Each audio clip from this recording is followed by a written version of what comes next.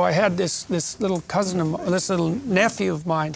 He was having terrors at night. He was waking up screaming at night regularly. He was about 4. And during the day, he was running around with a night hat on and a sword. And he'd go to sleep with this. And one day, he recounted a dream at the breakfast table. And he said he was out in the middle of the field. And there was all these beaked dwarves that were jumping up at him and biting him. They only came up to his knees, and he said they were covered with hair and they had a cross shaved on the top of their head, sort of greasy hair, and they were biting him. And there was hordes of them, and he was trying to battle off all of these dwarfs, these horrible dwarfs. And then he looked in the background, and he could see a dragon in the background, and the dragon was breathing out smoke, and the smoke was turning into these dwarves. And so this is such a brilliant image, because he's being beset by a multitude of problems, and then there's a monstrous form in the background that's generating the forms. And I said, and this was purposeful, I said, what could you do about that?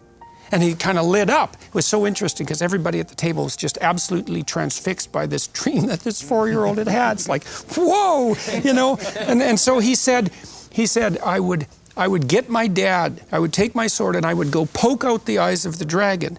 And then I would go down into its belly, I'd go down its throat, and I would find the box where the fire came out, and I would cut open the box to destroy it. I'd make myself a shield out of the box. And I thought, oh my God, kid, that's so brilliant. But it was so interesting because by asking him what he would do about it, I suggested to him that he could take arm against a sea of troubles, right? And then this whole mythological story just snapped into his imagination. And you might say, well, where did it come from? I mean, he'd watched Disney movies and his parents had read all sorts of stories to him, and he was already running around like a little knight. But you think he got this whole story is that you go right into the belly of the beast, right down into the darkest place where the fire itself emerges, and it's out of that you forge a shield. And this is God's honest truth. And I asked his mother repeatedly after that. He never had another episode of night terrors in his life.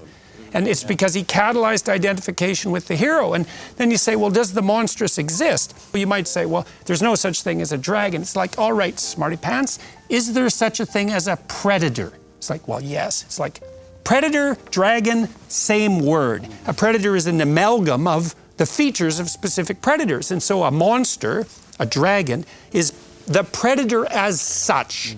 And part of the human religious enterprise is to determine what stance to take, not to a predator, but to the predator as such. And then it's not only the dragon as, say, a biological entity, a predatory bird, a cat, a snake, something that breathes fire, but it's even more than that because it's elevated up into something satanic, because the worst predator isn't just the predator of the body. The worst predator is the predator of the spirit.